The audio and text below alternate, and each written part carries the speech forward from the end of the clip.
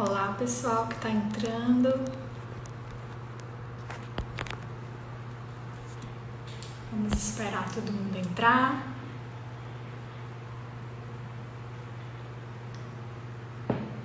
Olha aí meu time entrando já.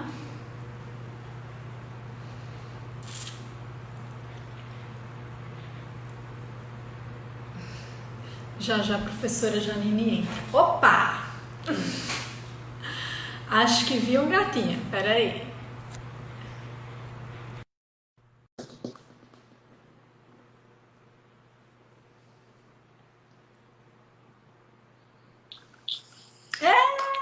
Oiê!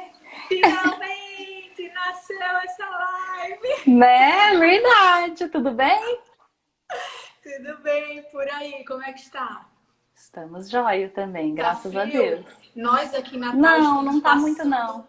Estamos passando um inverno muito rigoroso. Está fazendo 25 graus, 24, estamos todos morrendo de frio. Aqui no Verdade? Nordeste não estamos acostumados. É mesmo. Aqui também tá 25 mais ou menos, mas é calor, né? É, A gente aqui é tá muito acostumado. frio. Eu tô com muito frio. E aí, como é que tá tudo? Já faz tanto tempo, né? É verdade. Só assim pra Espera, gente se encontrar. tô vendo até que o marido veio prestigiar. O meu? Ai, Aham. verdade. Oi, Zé. Não deixa a molecada fazer barulho. Aqui eu também deixo sempre pro pai Ai, para menina. poder ter um pouquinho de paz. É pelo menos uma hora de paz que a gente tem, né? Porque o Olha a resto. Jéssica aí.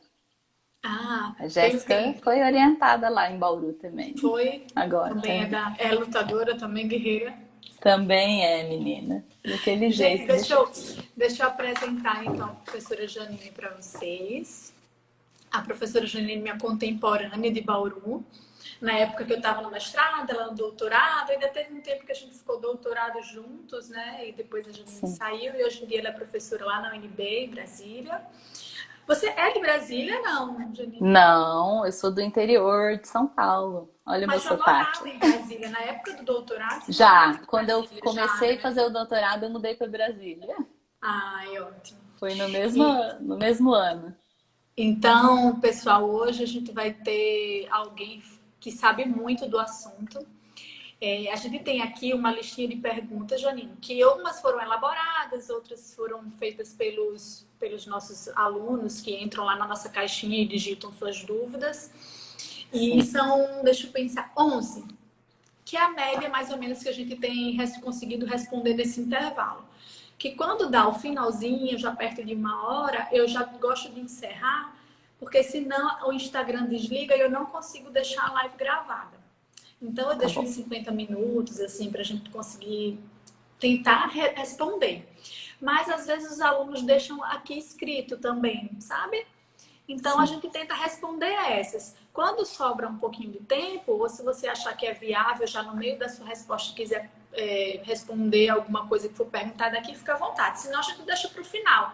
Para dar preferência a essas que já foram feitas na nossa caixinha, que é o que a gente deixa durante uma semana para todo mundo fazer. Tudo Tá bem? bom. Combinado. Aí, assim, eu gosto de me intrometer. Não, você vai me ajudar a responder, né? Ah, até Vai que eu não parece. sei alguma pergunta, aí você me Até ajuda. parece. Lógico. Ó, então é o seguinte, eu vou começar, a gente deixou aqui numa sequência assim mais lógica,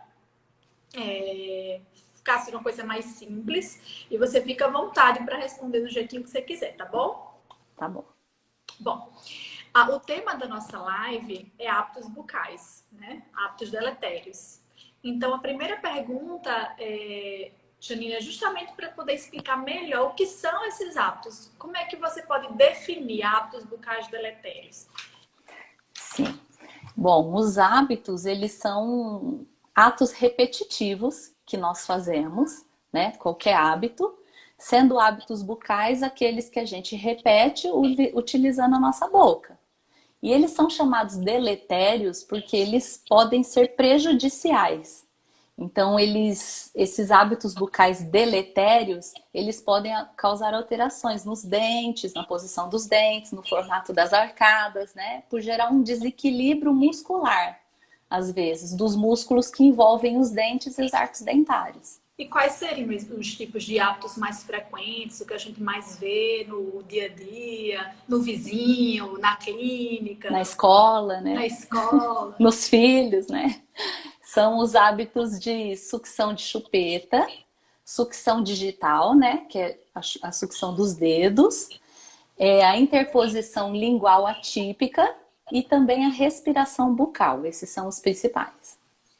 Esses hábitos, então, são hábitos de sucção não nutritiva, né? Sim, exatamente. A interposição lingual entra a deglutição atípica também, ou seja... Também, pressionamento da língua, né, sobre os dentes, às vezes por algum problema de amígdalas, por exemplo, ou até mesmo nesse caso que você falou. Na graduação é o que a gente vê o tempo inteiro, né? Esses hábitos, os hábitos e as consequências dos hábitos, né? Na clínica das universidades, a gente atende só as crianças, né? Não é igual no consultório que você atende adulto. Então, o tempo inteiro a gente vê as consequências desses hábitos. Por isso que é importante, então, tanto saber.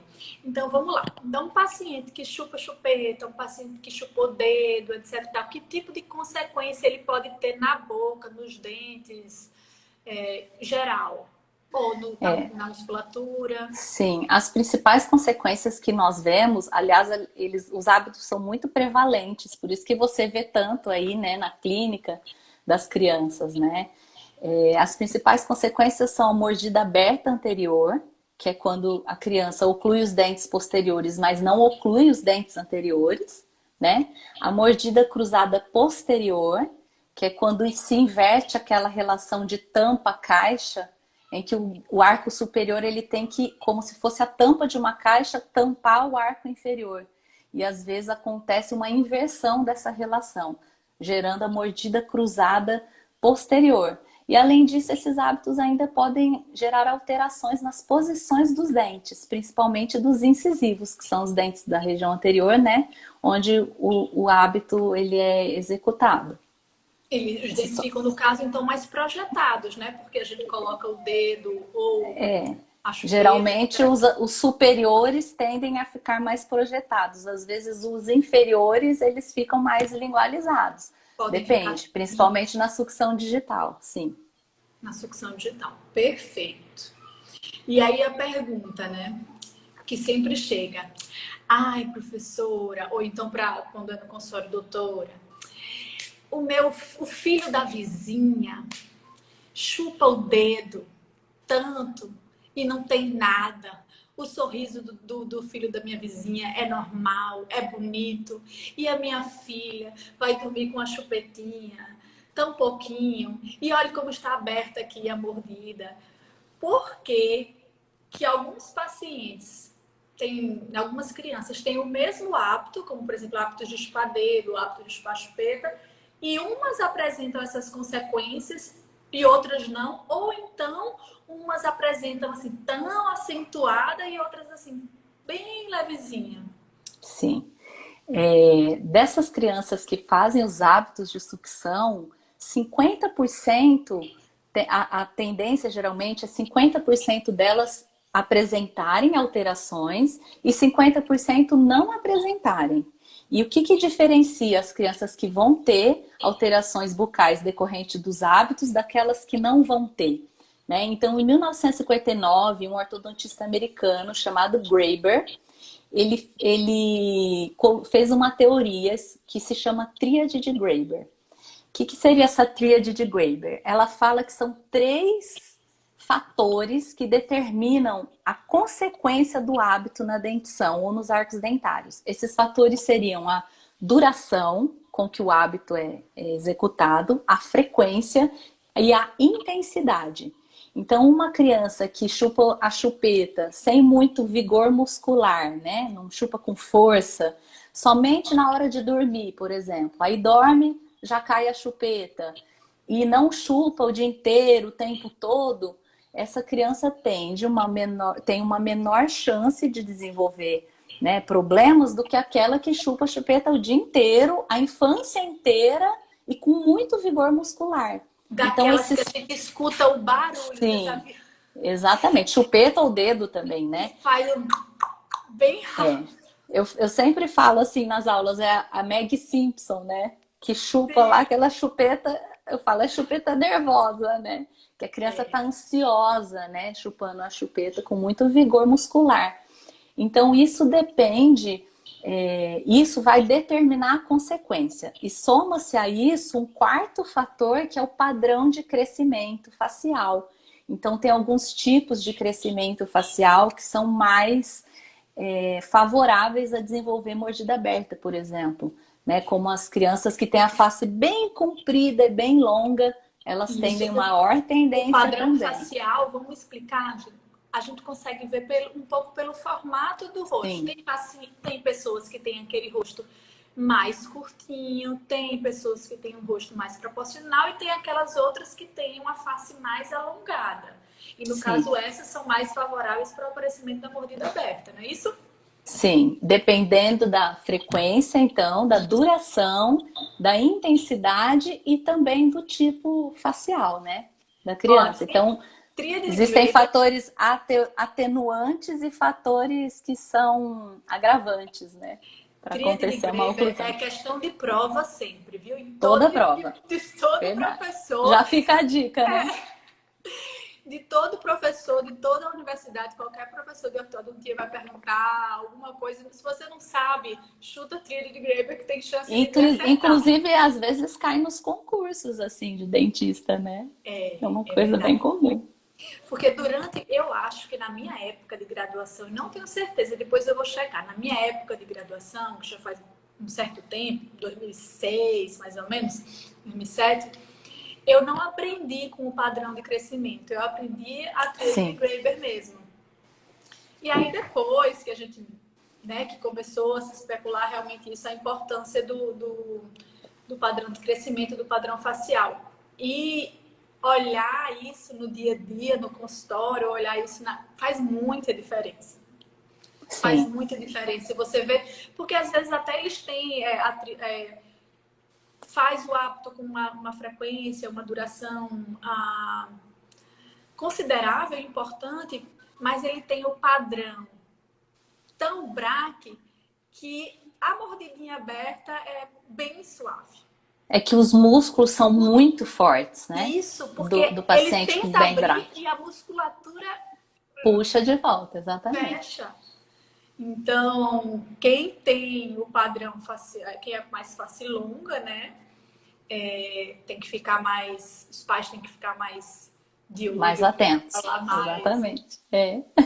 Perfeito. Vamos ver. Mais uma pergunta. Aí aqui tem um relato de uma aluna que disse assim, e foi até se lamentando, eu senti uma emoção na mensagem dela. Ela disse, poxa, eu chupei tanto o meu dedo, mas eu chupava o polegar. Eu tive depois muitos prejuízos. Não citou quais foram os prejuízos, mas estou considerando que é uma mordida aberta bem acentuada. Sim. E aí ela pergunta, tem algum dedo que seja pior, ou seja, que cause mais mal oclusão, se o polegar, que é o mais comum, ou... Porque você sabe que quando você quer fazer o hábito, você inventa qualquer coisa, né? Tem gente que chupa o dedo do pé, que eu já vi.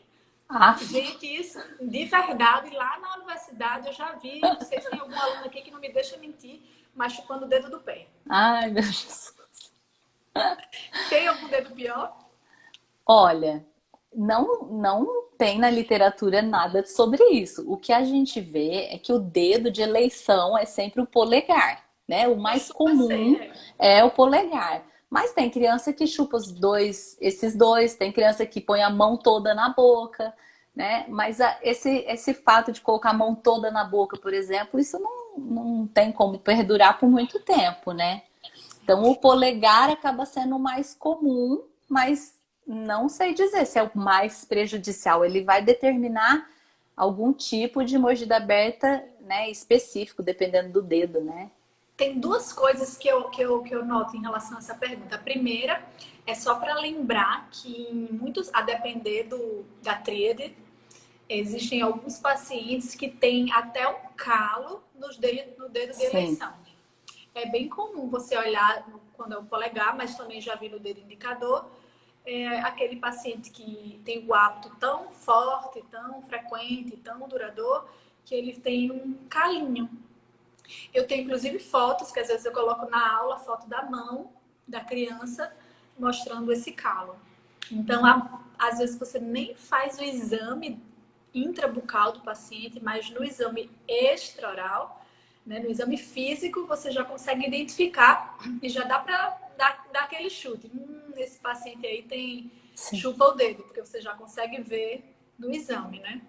E a outra coisa que eu acho, Janine, é que às vezes o desenho da mordida aberta sai um pouco diferente a depender do dedo que você usa e da posição que você faz o sim, lápis. sim, Tem gente que chupa assim, tem gente que bota de lado, cada um tem a sua mania, né? sim. Então, nem todas as mordidas abertas são aquelas bem circulares nessa região E bem anterior. simétrica, né? Isso, nem sempre. Às vezes elas são Sim. mais lateralizadas, né? Pega um pouco mais de lateral e canino, a depender. Mais assimétrica, né? Mais quadrada.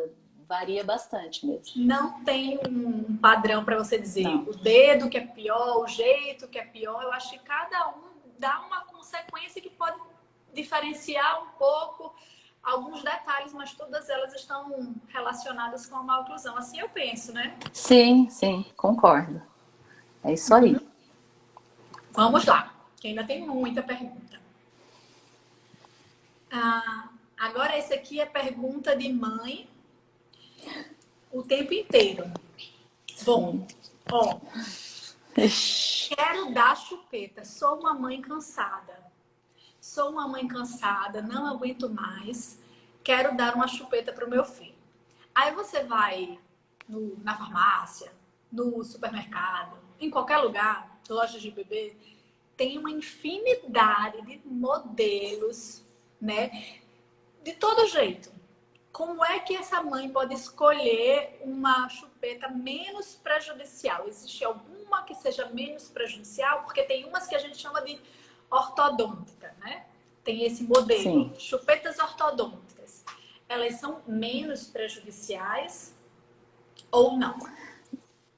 Na verdade, a chupeta que a gente vê, né, anunciada como ortodôntica, ela é mais achatada, não é aquela chupeta redonda, bem circular. Ela é um pouco mais achatada, um pouquinho menos volumosa, né? Então, ela se assemelha ao mamilo.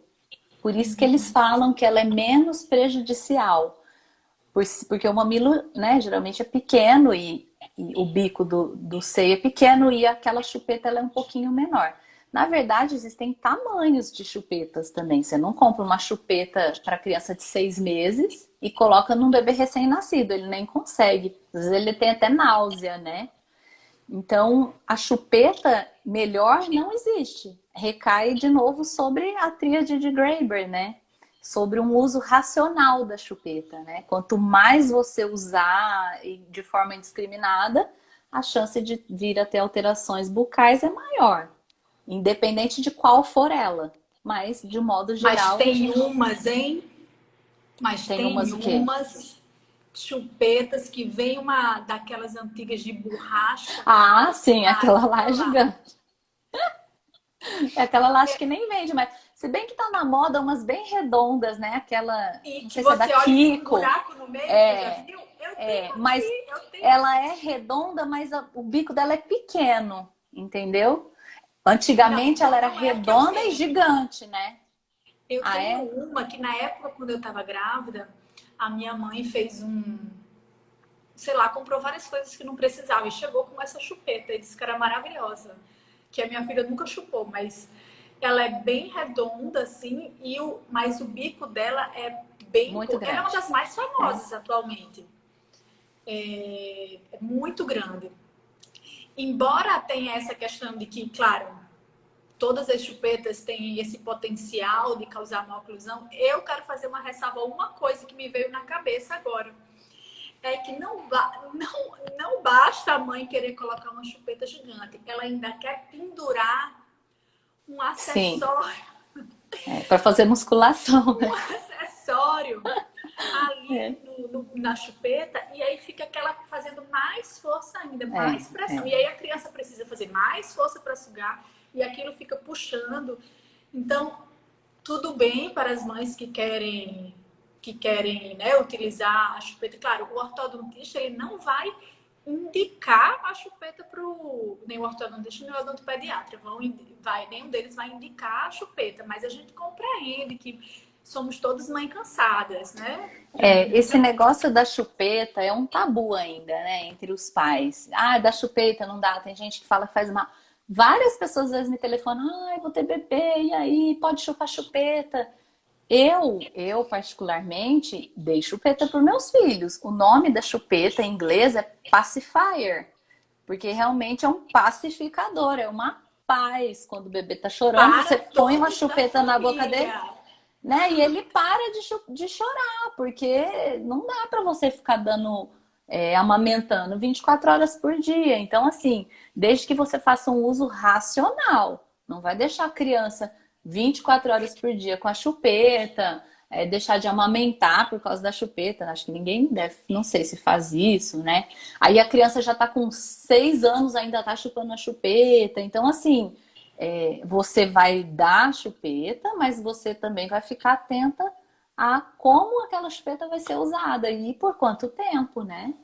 Então, acho que não, na minha opinião, não tem problema, né? Mesmo porque a Sempre que eu gente dou vê aula, que sempre que eu dou aula, que eu falo de chupeta, tem sempre algum aluno que pergunta, professora, a sua filha chupou chupeta ou chupa chupeta? Ou alguém falando dos produtos da MAN, a chupeta que eu comprei para tentar dar à minha filha foi uma da MAN, bem sim, fininha.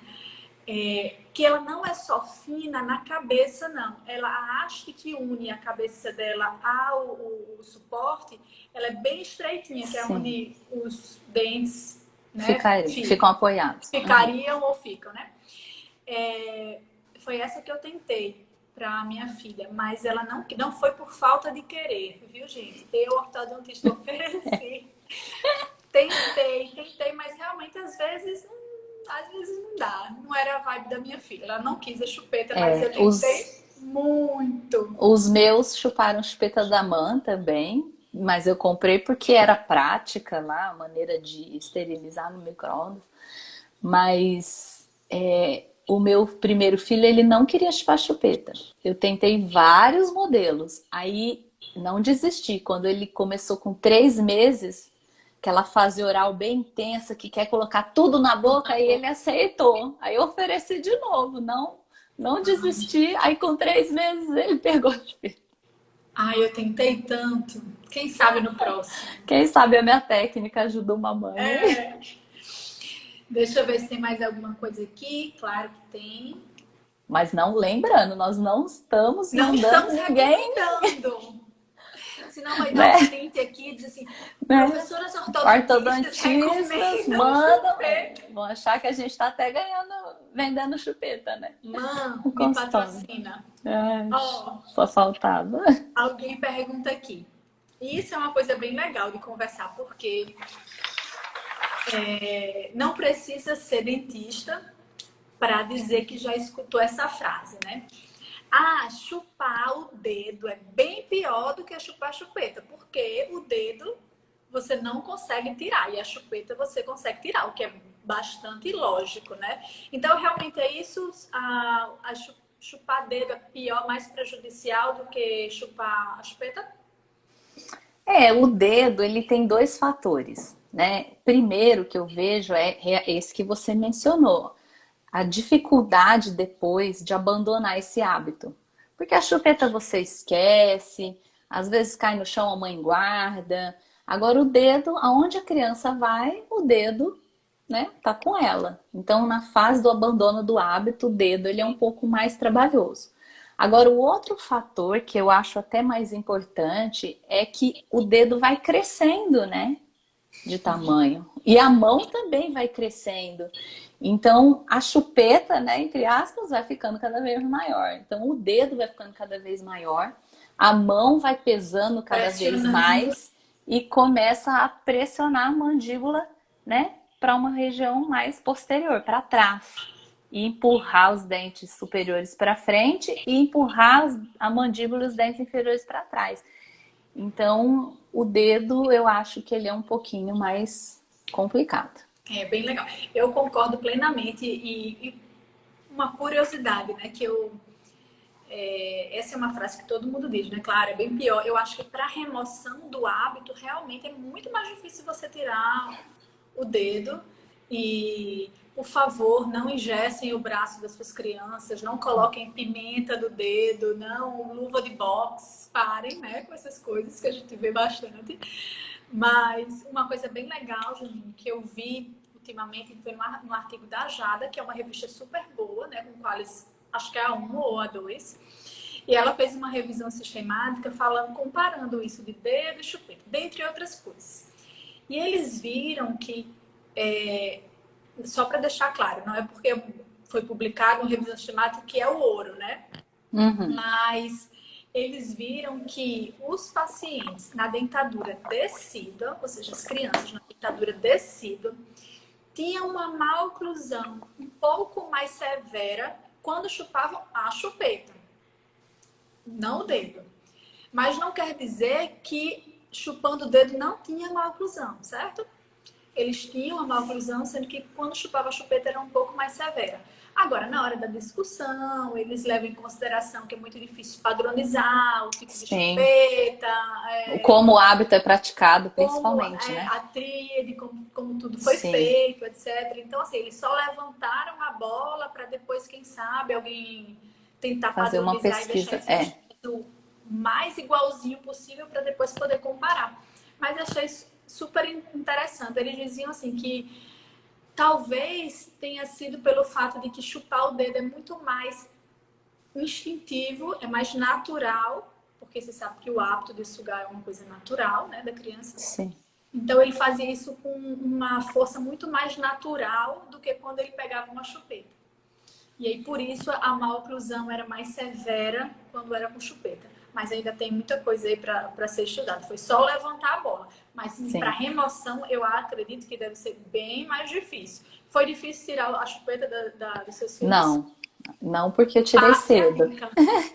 Não Não, para mim, mas para todo eu mundo tirei. que... É porque eu tirei cedo, porque eu não espero muito. Quando faz um ano, assim, eu já tiro, porque a criança não entende muito bem, não sabe pedir, não sabe procurar, não vai chorar gritando, quero minha chupeta, então acho que é mais fácil. O pessoal tira cedo. É. Ó, alguém perguntou aqui, ó. Roer a unha, hábito de onicofagia, né? Roer a unha pode causar má oclusão? Não, a gente vê que a onicofagia, né, que é esse hábito de roer as unhas, ele causa mais desgastes do esmalte dentário. Então, é prejudicial para o dente, não para a mordida em si, para o relacionamento entre os dentes. Mas também não é uma regra, né? Não é sempre que Eu isso vai sei que acontecer. tem um livro que é o do Vellini, eu não sei qual é o volume, mas eu sei que tem o livro do Vellini que coloca acho que ele é antigo, da minha época, assim, mais antiga. Que Como etiologia, né?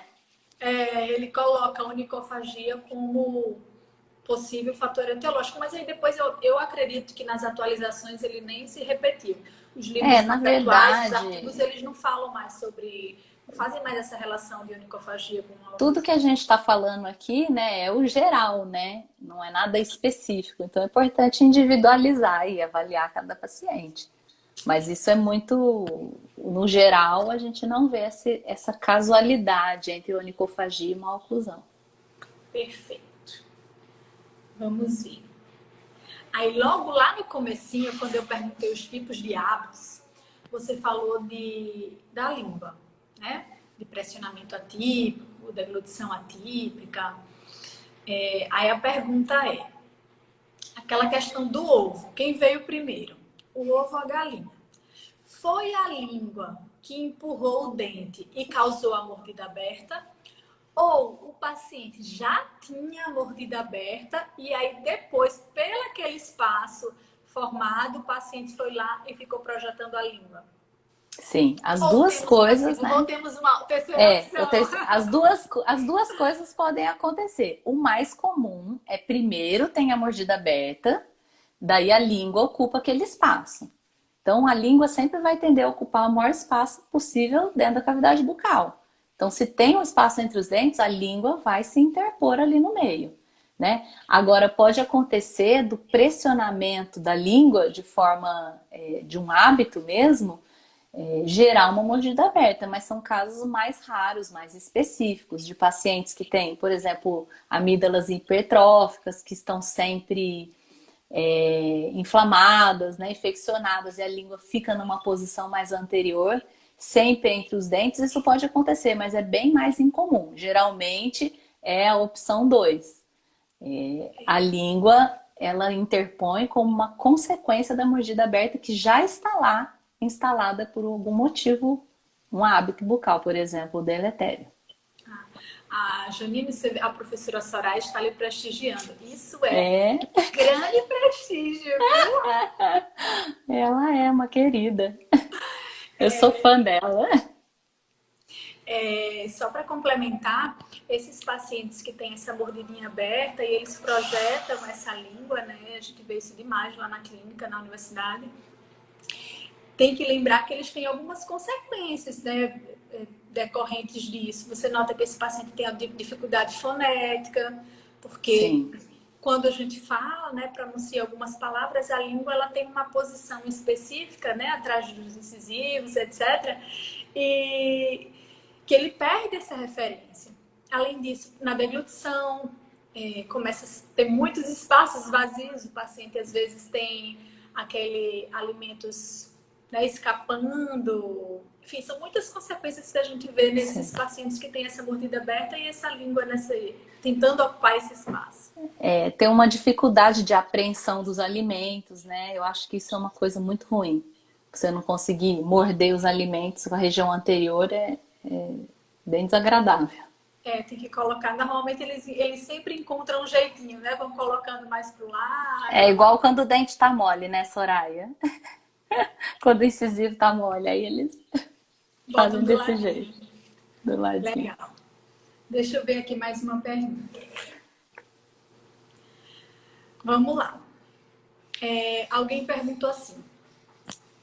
O paciente, você vê que aquela criança, né, seu filho ou seu paciente, tem o hábito, né? Um hábito deletério. Um hábito bucal deletério. A gente precisa imediatamente remover, orientar os pais, né? E cuidadores a remover esse hábito. A gente pode acompanhar. Existe um limite de idade para poder fazer essa indicação da remoção? Na verdade, a sucção, ela é um movimento, né? Ela é um ato fisiológico, né? Muitas vezes na ultrassonografia o bebezinho tá lá, né? Chupando o dedo, e isso acontece porque é um preparo para quando ele vir a termo, nascer e ter que se alimentar, né? Fazendo a sucção. Então isso é um hábito fisiológico, né? Quando a gente fala de hábito não nutritivo, né, que é o hábito deletério, no caso, que a gente também usa esse termo, aí a gente espera, geralmente, até uns 5 anos, né? Deixa a criança executar esse hábito durante a dentadura decídua. Ele vai se tornando mais prejudicial quando a criança tem a perda dos incisivos decíduos e vem rompendo os permanentes. Aí não tem mais como esperar. Porque a mordida aberta, que era só dentária, começa a afetar até a conformação do osso. Porque o dente permanente vem nascendo, encontra aquele dedo, aquela chupeta, a língua, aquele anteparo e fica aquém. Ele rompe menos do que deveria. E aí isso já vai virando um problema um pouco maior. Então a gente põe como limite, mais ou menos, uns 5 anos de idade para remover os hábitos. E muitas vezes essa remoção ela é até espontânea, que a criança começa a socializar, ir para a escola e às vezes não quer mesmo ir chupar chupeta, não vai mais chupar o dedo na aula, né, na escola, vai chupar só em casa. Então, tudo vai favorecendo essa remoção do hábito lá para uns 5 anos de idade no máximo, né? Durante muito tempo, Sempre. durante um certo tempo, eu fui só ortodontista, né? Depois que eu abracei a pediatria também, depois que eu fui fazer a especialização em pediatria também. Mas, e aí eu seguia sempre isso, realmente como ortodontista, se a gente for pensar na maloclusão, 5 anos, como você disse, perfeito, é o limite. Porque a gente pensa o quê? Que esse paciente vai conseguir uma correção espontânea, né? Tem muita chance de ter essa correção Sim. espontânea se esse hábito for removido. Lá na pediatria, a gente já tenta orientar a remoção a partir dos 2, assim, 2, 3 anos, a gente já orienta só assim, sugere que comece essa remoção do hábito. Claro, todo o atendimento é sempre muito empático, né? Porque você não sabe como é a realidade daquela família, daquele núcleo familiar, daquela mãe, daquele pai, daquele cuidador, avó, enfim, que seja. Às vezes esse hábito é uma resposta a muitas outras coisas dentro de casa.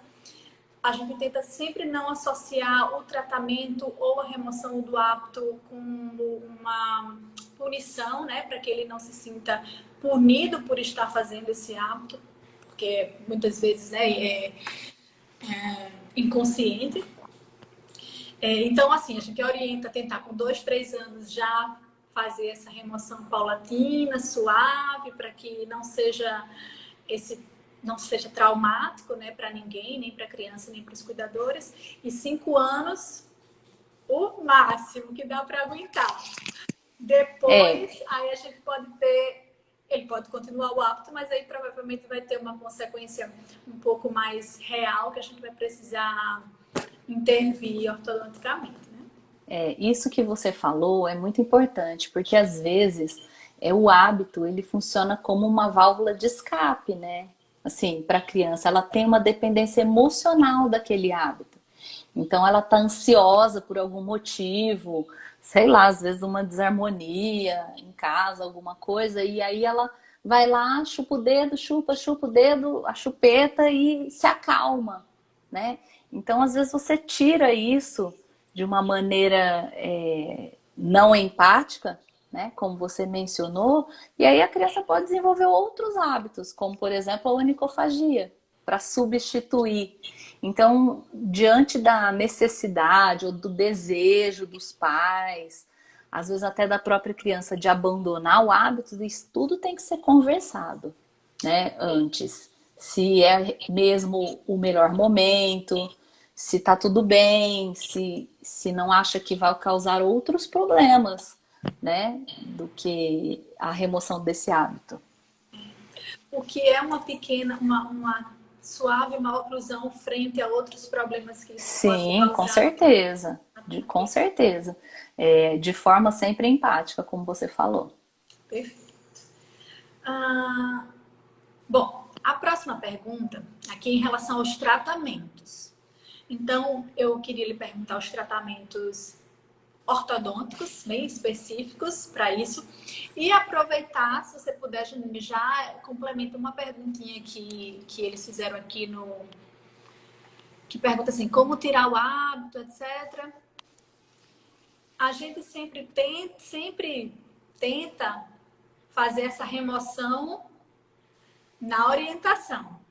Mas às vezes a gente não consegue nessas orientações. Sim. E aí depois a gente vai para o tratamento ortodôntico quando ele é realmente necessário.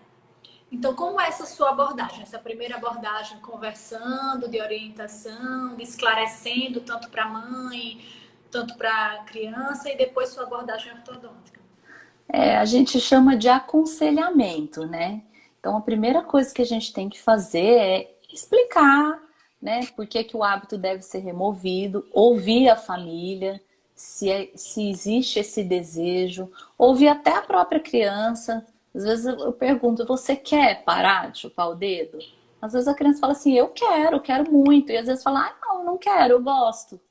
Então, não precisa, na primeira consulta que a criança chega na cadeira, você já fala, não, vamos remover esse hábito, vamos colocar um aparelho. Não, você conversa, você deixa o paciente, né, discutir em casa, a mãe conversar, pensar. Na próxima consulta, você ouve, você espera aquele feedback que eles vão trazer. E se o aconselhamento não for suficiente, porque às vezes a própria conversa que você tem com a criança ou com os pais, a criança consegue se vigiar e abandonar o hábito.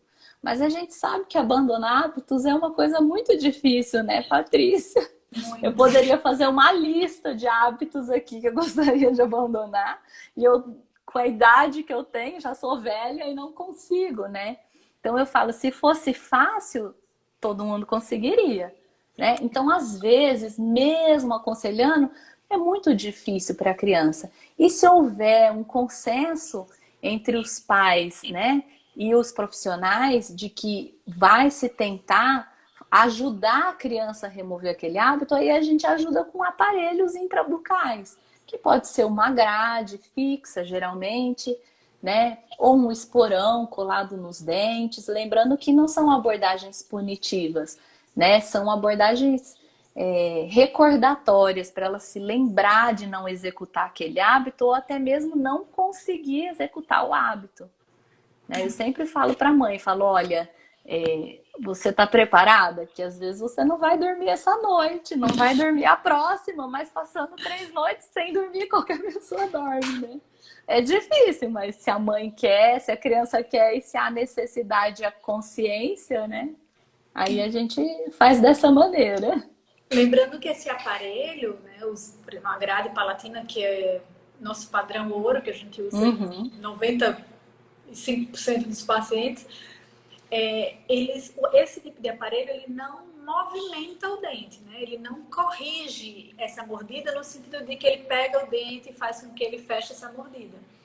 Ele apenas evita que o paciente continue a fazer aquele hábito e aí a gente espera aquela correção espontânea, né, daquele paciente principalmente.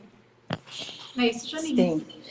E se o paciente tiver um bom padrão muscular, que ajude, é muito interessante, porque realmente a mordida aberta fecha muito rápido, né? É interessante. Os alunos, eles ficam assim, admirados de ver. E não é o aparelho, né? É a remoção, e isso é a remoção do hábito e a musculatura, né, peribucal que consegue ajudar a voltar os dentes aos poucos para a posição ideal no arco.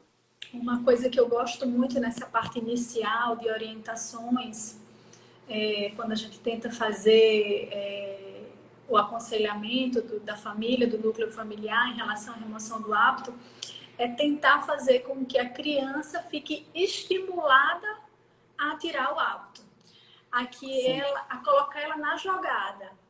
Então, colocar metas, né, alguns objetivos para que ela, tipo, só essa semana, uma semana sem, até semana que vem, quando você voltar, uma semana sem usar a chupeta, que são pequenas metas que a gente tem conseguido uma resposta legal, porque a criança fica estimulada a trazer essa resposta boa para você, e aí depois a gente sabe que depois, quando a gente fica um tempo sem, eles acabam abandonando, né, o hábito, quando você já fica um tempo sem.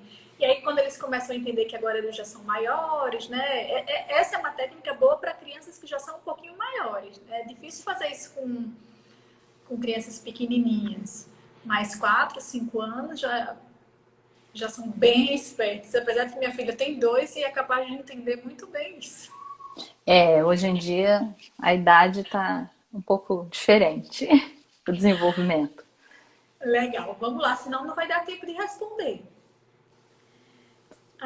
Então, só para recordar, a gente vai fazer grade ou esporão.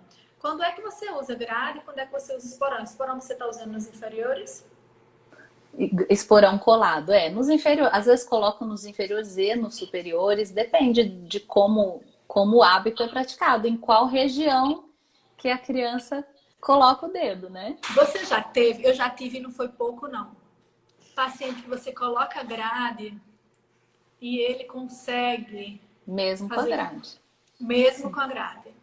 É. Mesmo com a grade, eles conseguem dar um jeito. Então, mas aí isso aí para mim indica duas coisas. Ou que ainda não é o momento para a criança, é pra gente, é para os pais, mas às vezes a criança não tá preparada para aquilo, né? Isso é uma coisa. E a outra é isso, às vezes a outra, e também às vezes por que tá tendo aquela necessidade tão grande, aquela ansiedade?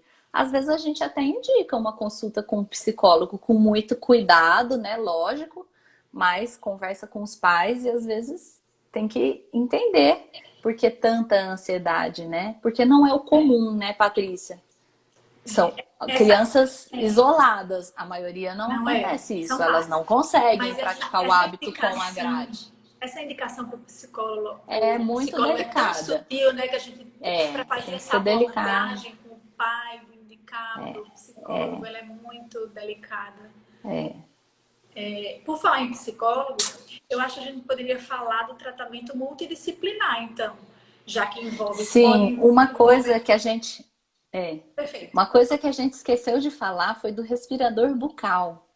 Né? O respirador bucal é também... A respiração bucal também é um hábito bucal deletério, né? A gente fala até que é uma síndrome, porque envolve muitas coisas. E o tratamento geralmente é multidisciplinar.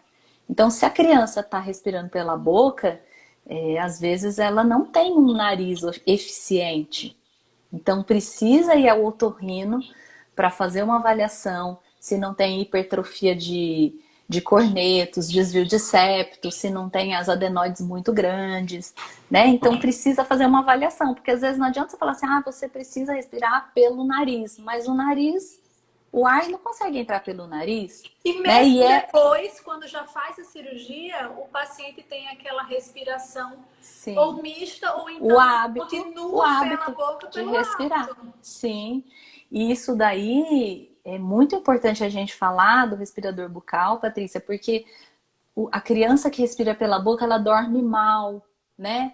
Ela acorda sempre cansada, às vezes não consegue prestar atenção na escola. Então você pega a mãe e você fala assim, nossa, ele tá sempre com a boca aberta. Ah, ele tá. Nossa, o nariz dele tá sempre entupido. Ai, tá. Nossa, onde ele encosta, ele dorme, tá sempre cansado. Nossa, como que você sabe tudo isso? Eu falo, não é que eu sei, é porque é um conjunto de fatores que acontecem com o respirador bucal, né?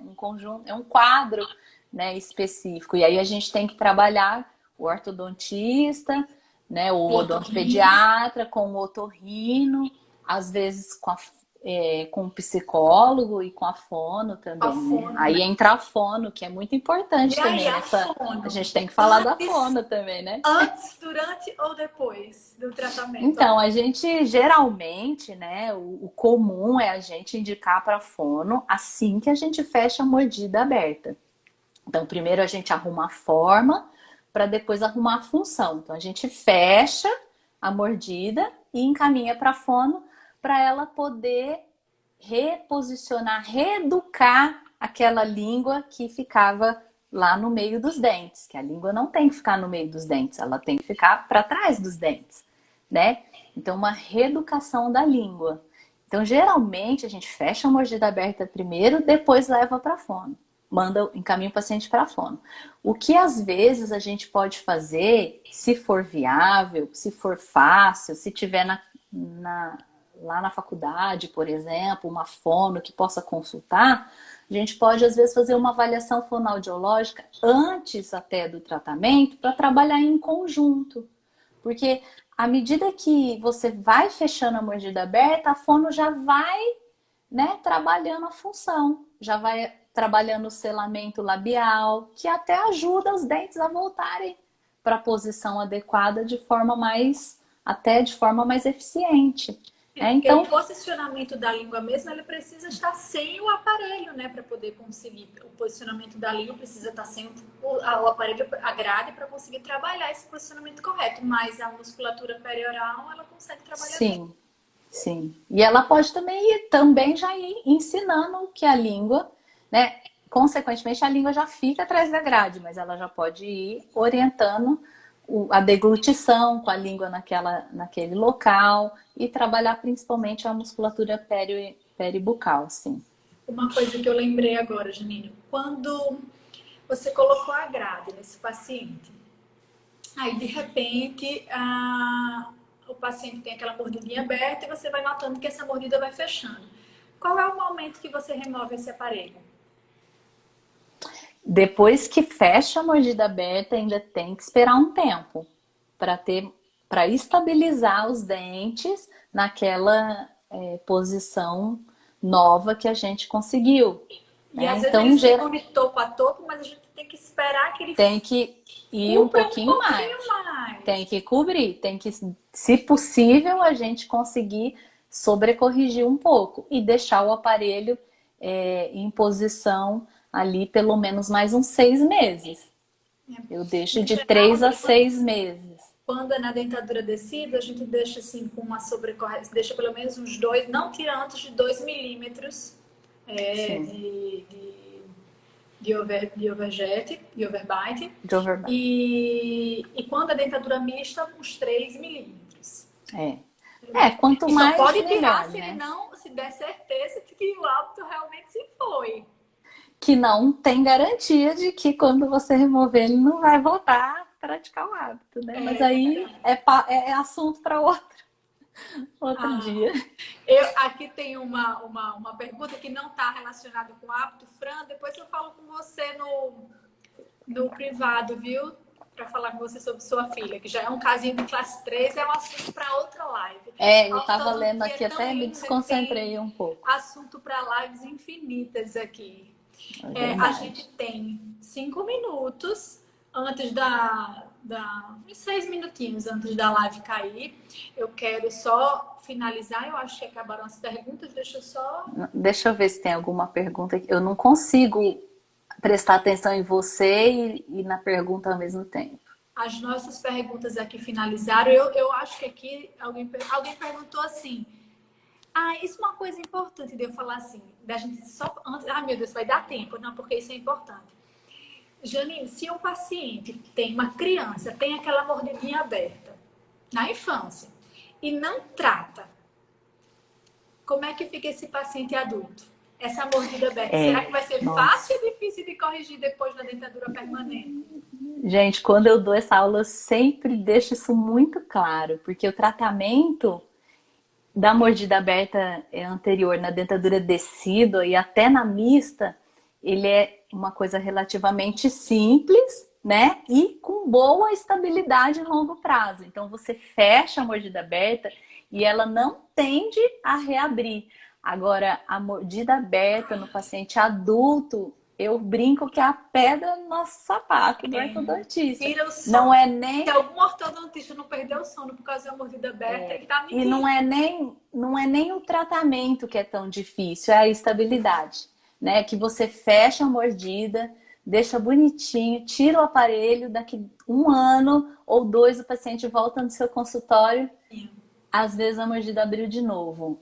É muito, muito desagradável, muito difícil, né? Mas acontece. Então, quando a gente pode tratar, quanto mais precoce, né? Até nessa fase da dentadura mista, vai ser mais fácil para todo mundo. Para o paciente e para o ortodontista. E o diagnóstico é tão simples, né? O diagnóstico da mordida aberta não requer muito treinamento. Não é igual um diagnóstico de uma maloclusão de classe 2 a classe 3. Então, a mordida aberta é simples. O clínico consegue fazer.